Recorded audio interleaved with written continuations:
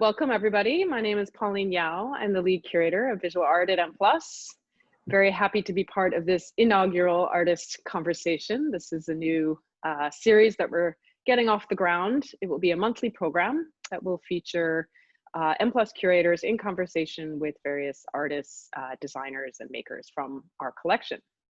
So today I have as my conversation partner Heemin Chong, an artist, also a dear friend, who I've known for, I think we figured out it's been, let's just say it's been over 10 years.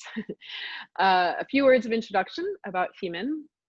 So Heemin is a visual artist whose artistic identity inhabits multiple regions and cultural contexts. He was born in Malaysia, raised in Singapore, educated in London, and has spent various chunks of time in Europe and America. Heemin is someone who is a maker of objects, but also a facilitator of situations. And his work spans disciplines of visual art, performance, but also writing and participatory practices as well. So let's talk about your work in the M+ collections. The first work is, so we can have a slide now. First work is this work, is called, we have the title here, but Monument to the People We've Conveniently Forgotten, I Hate You, from 2008. So it's an installation. For those of you who may not be able to tell right away from the image here, it's an installation of 1 million business cards that have been printed black on both sides and then are arranged in a pile essentially, or scattered around on the floor. This is a work that we collected, I think it was in 2013, if I'm correct, maybe 2014. And we will be including this when we have our grand opening next year. So it's great to be able to talk to you about it now. So could you just tell me a little bit of background around this? I think the work started with me thinking about how I could begin to use ubiquitous objects that's found around me that could be somehow both a signifier and also an object at the same time. And I think what a lot of people don't really recognize of the business card is that it has more or less culturally over time become a quintessential sort of like Asian object, which I think is quite funny in itself. There's a lot of humor in that kind of representation of how, you know, like East Asians would like spend so much time like trying to like give out a card. And I thought it was like such a beautiful object to introduce to the sort of repertoire of these, you know, extremely tired and exhausted tropes that we know of as like Asian tropes. So I really wanted to also have a piece that would exaggerate this trope into something that's like completely hysterical. And I think this hysteria comes through the replication of this object into a million objects, and then having it like completely like sort of like dumped into a space. I wouldn't even say arranged, like literally like the only way to install it is to like throw it into the space, right? So you can pull up the next slide, Anne. There's another image we have which shows you some other installation views. So it kind of takes over a space, and I like that it's a work that also doesn't resist destruction. So people do like, you know, like weird things with it. I've seen like little kids like attempting to like tear it into like as many little small pieces as possible. Or like I've seen like a collector once like come with like plastic bags, like stealing the work, thinking that like she'll like remake the work at home, which I also find really funny. So I guess the work is that once it doesn't resist like destruction on a physical level, but it also doesn't resist destruction on like a kind of like ideological level, that people could just do like whatever they want with the work, and that it doesn't really matter at the end of the day, because there's no one way to deal with the work.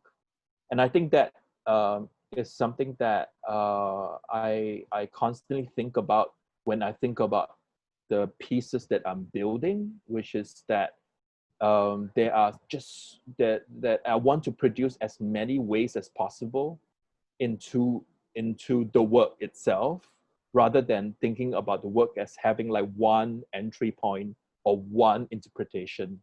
Mm.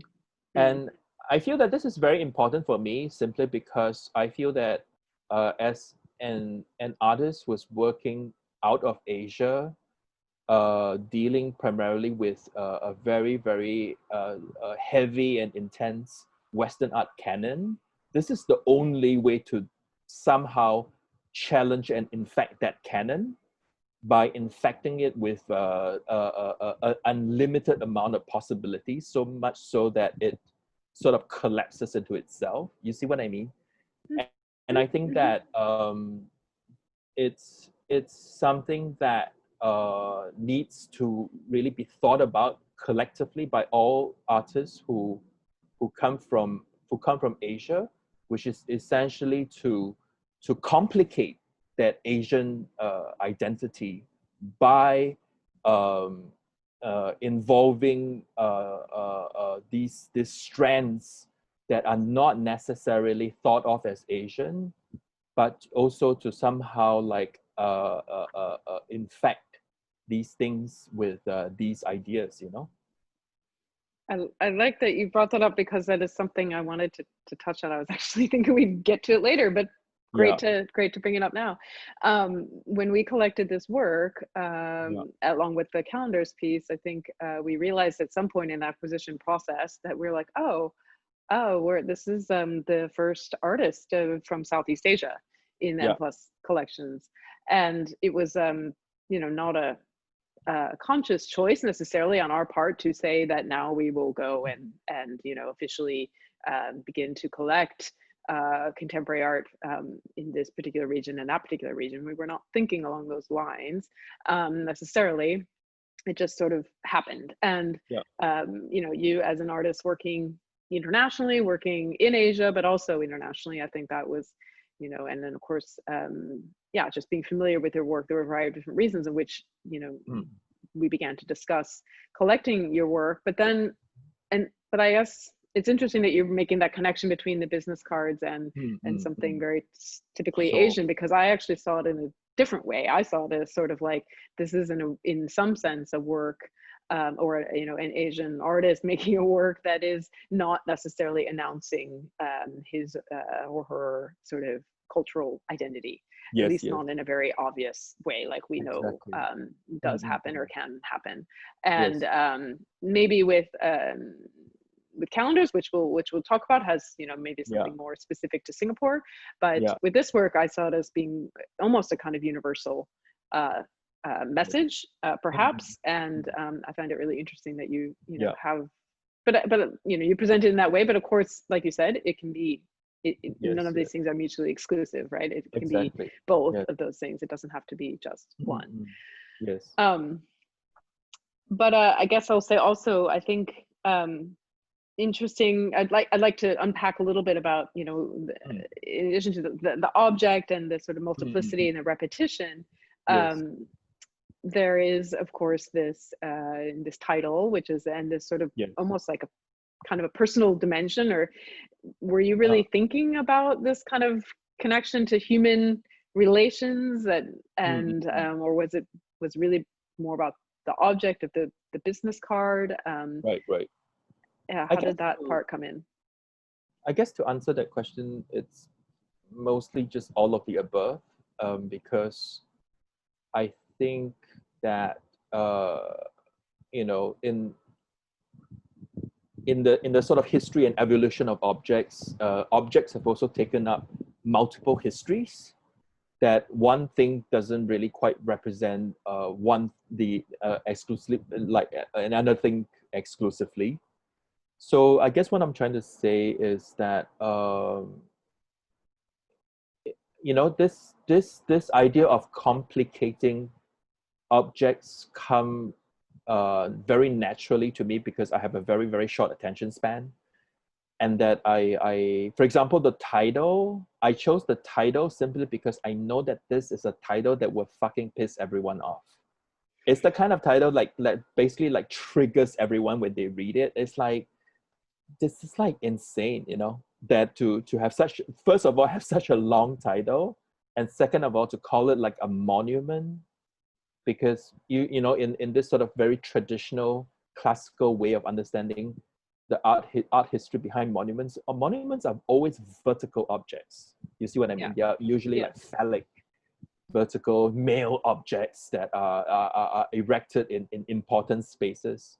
And to have like a million business cards, which are objects that represent like an individual identity, having them sort of like thrown, you know, like haphazardly onto a floor, and to have that object being stepped on, I think that's kind of like, I mean, I once showed it. Well, if you look at this slide, I once showed it in Parasite, and literally, like at the opening, like someone came up to me and asked me, like, "Dude, why are you so rude?" You know, and I really, I really liked that because they understood that that object is inherently connected to like a human being, and that this installation really sort of, you know, has this very visceral effect on people because they could like touch it, you know, and they could like step on it, and they could like swim in it. I don't care. They could do whatever they want with it. And it sort of cradles all that different sets of interventions into the work, and into how this work could be so many things at once, you know? Yeah, but I think this "I hate you" is the thing Yeah. that throws people off, because I Yeah. agree. It's this human, each card almost stands for some kind of person that you may have met. And so this, and you know, you always feel weird when you see abandoned business cards on a It's very table sad. after a meeting, or you know, abandoned on the floor. It's like, oh, someone forgot me. Someone didn't think I was important enough to, you know, Oh keep yeah, that yeah. card. But I then this one is saying, like, you know, it's a monument. It's somehow very, it's recognizing a kind of spirit of reverence, and yeah, almost like memorializing a relationship. At the same time, you're saying that you yeah, hate, you know, I hate you. yeah.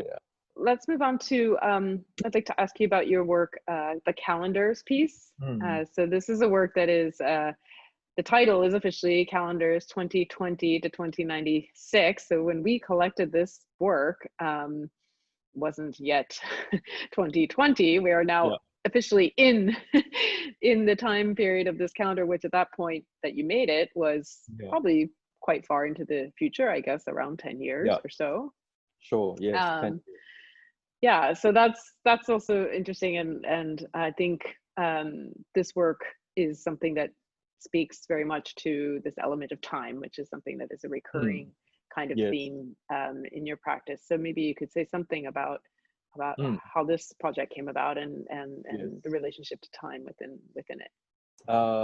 Most of the time when I begin a project, I don't know what I'm doing. So like, there's never a master plan, and I think that that's the most interesting point in the project for me, where it's really a kind of process of discovery, right? That I'm trying to understand what it is my body is doing, what my mind is doing, what my hands are doing with the situation.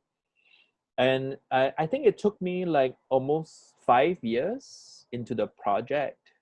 So I started photographing these spaces in 2004.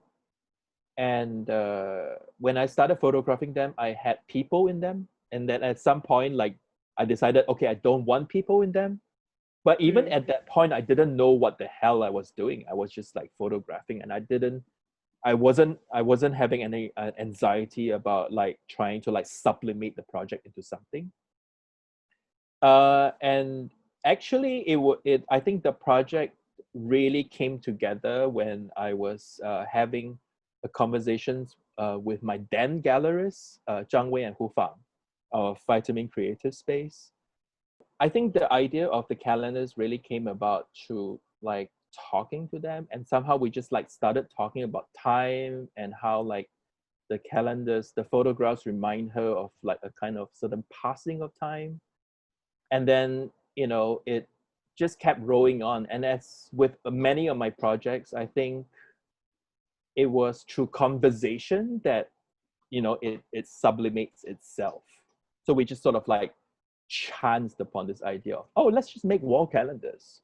And then everyone got really excited about like making wall calendars, and it just went crazy because like they discovered they had like 6,000 images, you know.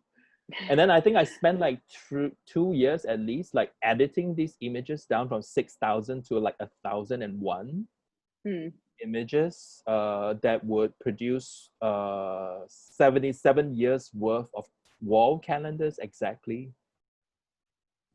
And I can tell you like the 1,001 number is very, very specific. It obviously refers to, you know, 1,001 nights. So there's this, again, this reference back to the passing of time and traveling through time travel, experiencing this sort of different sets of time, you know?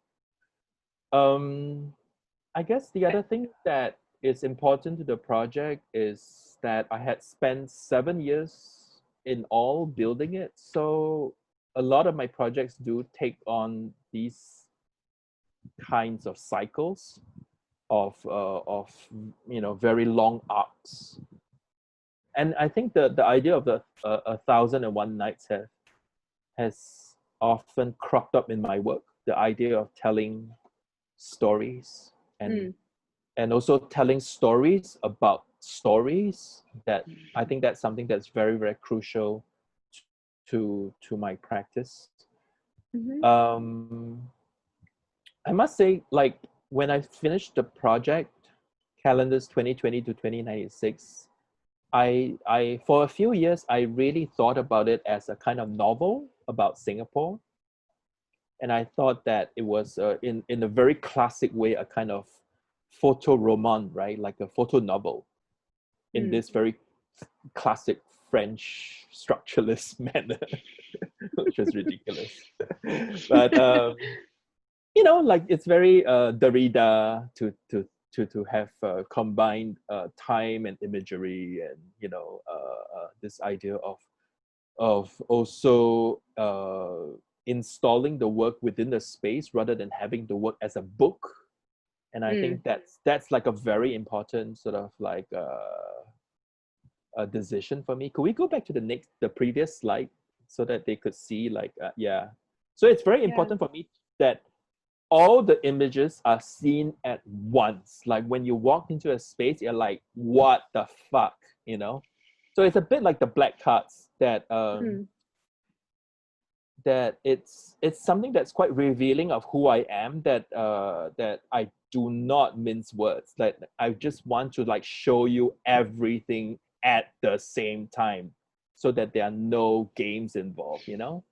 I always thought this work came out of, or there was some part of the photography project which had to do with capturing these kinds of publicly accessible spaces, and sometimes they're public spaces without people, like you were mentioning, like that this took a long time. I guess I'm not sure if that was if you were consciously always trying to find the spaces without people, and then that was in part why the length of time was so long, or if it's just that you were just collecting the images and maybe were still thinking about how you were going to use them. But this is one of the works that in this particular moment in time, where you know the pandemic and everyone's at home and we're all seeing all kinds of spaces in our cities that are strangely, you know, empty and in an eerie way. And this is another aspect of this work, which is that, you know, it has this kind of projection in the future, but it's also, you know, quite of a sort of dystopian kind of vision, because there's no people there, right? It's empty and devoid of people, which echoes very closely to what we're experiencing now. And so I'm just curious, what, like, your thoughts on that, and was this something you thought of or revisited in recent periods? I guess what I'm trying to say, because of the pandemic, or no? Yeah, I guess I've just become an accidental oracle. And it's kind of interesting that many people have actually picked up on the fact that it's really like right on the money, right? That I've 2020. chosen 2020 and chosen Yeah. like January 2020 to like start the project. Um, but at the same time, isn't all art speculative, and isn't all art producing a kind of assumption about how we see the world? Mm-hmm. So I guess in that aspect, I'm, it's an interesting coincidence, I think, it and that it has sort of dovetailed with the pandemic, and it's become such a familiar sight to us of about all these empty spaces because of the lockdown. Mm-hmm. And if you sort of superimpose that project with the pandemic, then you would get a kind of, I guess, a kind of really a kind of a happy accident, that it could also be read into these situations. But I'm not, yeah, I wouldn't like sort of like produce more meaning out of that in Mm. that sense. Mm. But it is very uncanny, let's say. It is very uncanny. Yes, yes, very. I found it especially uncanny as something I was thinking I wanted. This is actually one of the reasons why we're having this conversation, because I kept thinking about that work Right, right. and kept thinking about, yeah, and when we were talking about which artists we wanted to involve in this conversation, I just kept thinking of Oh, how your work is relevant to what's happening in this kind of way. Or there's, I mean, of course, right, right, everyone's is, but that was just one thing that was sort of stuck in my mind. right. We can go on now to, let me ask you then about this object of visual culture. So we Oh, yeah. posed a question to you. Yes. What is this sort of object or image that's on your mind? And maybe, and then you've come up with, do we have it here on the screen now? Oh, Yes. yes. The QR code. So yeah, tell me what drew you to this, what it says Um, to you. I don't know, yes. or how you sort of interpret and engage with it. Of course, you have to Yes. engage with it every day. Is I that right? think that I think the QR code is an object that has become extremely commonplace during the pandemic. And I don't think it's only in Singapore. Do you guys have it in Hong Kong too, where you have to like scan like a code? No? Okay. No, But it's also like in other countries like Belgium and, like certain other places. certainly in China, it's very Yes. much In a China, part of it's very everyone's daily prolific. life. But I mean, in Hong Kong, we're yeah. not using it that way now. I mean, I think the first time I encountered like a QR code and that someone wanted me to do something with a QR code was really in China, where someone had presented to me like, like, oh, Weixin, right? Like WeChat, and Mm. why don't you call up your QR code so I could scan you so I could have your contact? And I was like, Hmm. what are you talking about? And I think that is kind of interesting as a starting point for my encounter with a QR code, because again, it's extremely social and relational in its origins. And I think after the pandemic, um, I could imagine that the QR code would be used for so many other possibilities. Like for example, I give you an example. Like um, I've started experiencing like when you go to restaurants today in Singapore, they don't give you menus anymore. There'll just be QR codes at the table, and you will like Mm. scan a QR code and just like look at the menu on your phone. So it also changes like the dynamics, I feel, of how we access information in order to get to a certain service or a certain Mm. situation. I mean, but like blah blah blah, much more than that. In my primary interest in thinking about the QR code really is about data and surveillance, right? Because um, in Singapore, you have to like take your phone and you have to like scan it every time you go into a supermarket, or to if you take the trains, or like if you enter anywhere that is vaguely indoors, or even if you're in a park, you have to like do it. And basically it's a nationwide program called Safe Entry, and I love how safe entry doesn't have a space in between the words, like safe entry. That it's become one thing, safe entry. And that essentially, like, the PAP has assured everyone that they would not be like keeping any of the data that's related to the scans, which I think is completely crazy, because like, how would you like track everyone's whereabouts if you're not saving the data? Like, and where is this data saved? And I guess, I'm also sick and tired of people just like blatantly telling me lies about things when the truth is obviously the opposite. So it's kind of incredibly ironic. And at the same time, I'm also sick and tired of being exploited for my data. That I've become a kind of I think all of us have become a kind of more or less like data cows, that they're extracting information of our buying habits or where we are going, and that they're aggregating that data and then using that data to like push us more shit that we should be buying. So, or we should, the services you should be using. And it's totally crazy. Like, you will like literally like be searching for a certain product online, and the next thing you will get like, like 20 results the next day on your ads, like, oh, stockings, fetish stockings, Yeah. So I guess what I'm trying to say is that human society over the past 100 years or so has really been built on like layers and layers upon of layers of exploitation, and I just don't know how to deal with it anymore. How to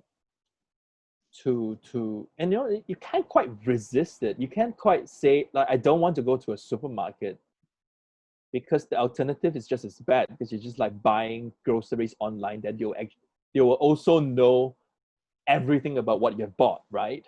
So at the end of the day, maybe like a good way out of this entire situation is to produce something like a data tax, so that like like the largest companies today that deal with data, like Amazon or Facebook or Google, could like pay their dues in tax, so that and these sets of exploitations could somehow be reversed. And I'm really for this, that like for every like like megabyte of data they extract from someone, they have to pay a tax for it, because they are using this as commodity. No, they are using this as gold. Yeah. And I think we don't have to be, it's very, very clear that the most expensive commodity today is not gold or silver or copper or lithium anymore. It really is data.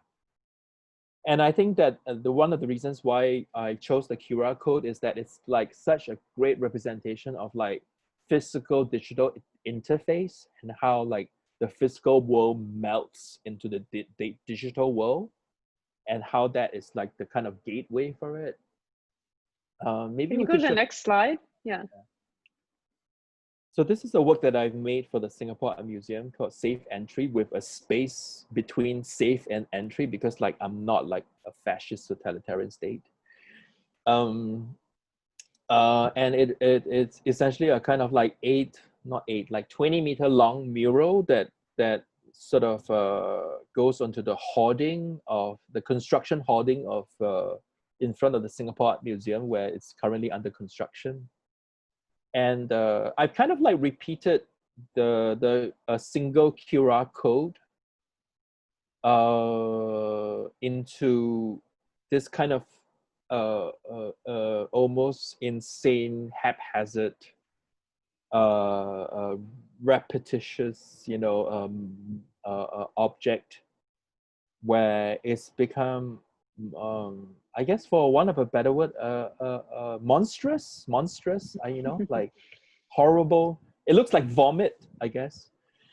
Does it actually scan to anything if you were using? No, it doesn't scan to anything, because like I really hate TeamLab. Like I really hate interactive works. So I cannot stand stuff like that at all. But there's like a little QR code, like when it comes to, and you know, when they have like the sort of write up about the work, and you could like Mm, scan that, and it goes to like a video of mine. Yeah. okay. But I mean, the actual thing is not based on you scanning and No, no, going into any other, yeah. no, yeah. I think it's Um, such a great, it works so well into our conversation too, because it is this like, again, like a sort of ubiquitous yeah, object, commonplace almost, yeah, now. And, but yet at the same time, it is, like you said, it's a kind of graphic, it has a yeah, graphic element. And yeah. even It can though it help. is, something that is digital, Yeah, there's that true. connection to almost again to paper, to something like there has to be a what would you call that, a substrate for it to Yeah, sit upon, in yeah, order yeah, for someone to scan it. So it is exactly. linked True. back to something kind of Yeah, physical and flat, yeah, yeah. which I mean, is similar to monuments exactly. and both calendars. Yeah. Yes, yes. There is this dimension again of flatness and of graphic Mm. design. Also because I know I've never studied art. I up to master's level, I've only studied graphic design. I was thinking of some of your recent work, and especially this recent work that you've been doing that's called Foreign Affairs. Oh yeah. And then I was realizing that the QR code is like, it is essentially a portal, right? Yes, It's yes. essentially like a door. It's like a portal Yeah, into something else. And then yeah, that just linked to this work, or yeah, kind of body of work that you've been doing called Foreign Affairs, yeah, which is based on photographs of embassies or consulates, and yeah, yeah, they're back doors essentially. yeah. And yeah, say something quickly about this one. Well, I was on holiday, so and I was bent on not working, and you know, in that situation, of course, like the only thing that I was doing was to work. And I had walked past like I was walking in Roppongi in Tokyo, and obviously a very famous sort of like embassy filled area.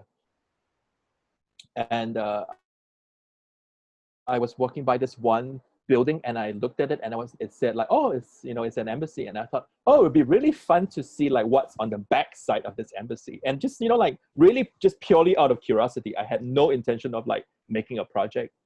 And when I saw this door, I just knew I had to like photograph it. I knew I had to photograph it. I knew this would be like the next project for me for like the next 20 years, which is essentially to photograph like every fucking back door of every embassy I could lay my hands on.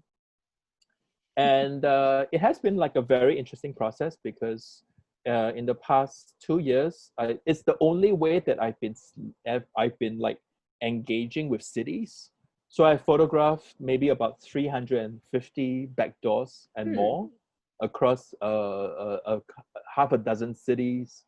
Under strict advice from my lawyer, I have been asked never to reveal like which back door belongs to which embassy in which city for security purposes. So in fact, like the project is not like an expose of sorts, but it's more like a kind of formal inquiry into how back doors look like of, you know, Hmm. that belongs to embassies. Maybe we could show the next one.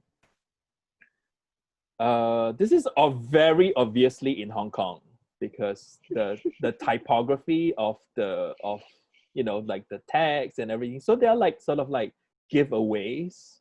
But Hmm. I would never like tell anyone like which backdoor this is to which Yeah, it's embassy. not part of the title or It's, anything. It's just, yeah, yeah, it's exactly. just what it And is. the It's, title is just so oblique, right? Like foreign mm, affairs. You mm. know, it's like obviously also taken from like names of institutions like Ministry of Foreign Affairs and stuff like this. Maybe the next slide. So I've also decided that I will not show them as like singular photographs because I don't want them to feel like it's a documentation of something. Mm. And I just want to use these photographs as a kind of a surface, you know, because in fact the portal and the door in itself is a kind of surface that stops you from entering other surfaces, right? So I've Mm. decided to like sort of repeat it infinitely and to speak and transform it into a kind of like, I guess the easiest way to describe what I'm trying to do is I'm trying to make like a Windows 95 desktop wallpaper, which I think is like the Like ultimate tile, the yeah, tile. like a Yes. tile, like a tile. Yeah. I mean, this obviously, you know, like it's a no. It's like obviously when you think about it in relation to art history, you would think about like artists like Warhol, who has also used repetition Mm. to point to There's one more image, I a think, that we certain see. yes to a certain form. Yeah. I think the most successful sort of like representation of this repetition for me is really when I produced a solo exhibition at Amanda Wilkinson Gallery, where I've made the patterns as patterns for curtains.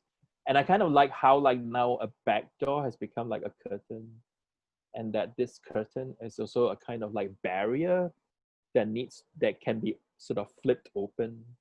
Mm. And I'm very happy with this with this sublimation of the project. The idea of how the curtain is also a kind of veil that conceals other layers of things.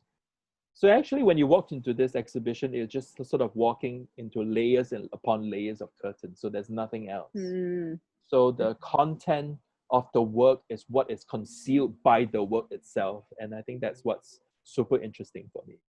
Yeah. Thank you so much, You're Heeman, welcome. for Thank you for taking the inviting me. time, for sharing. I hope you can have a nice long walk somewhere, maybe not in Singapore before too long.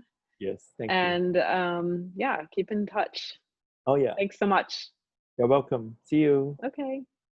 Bye Bye. bye. Thank you.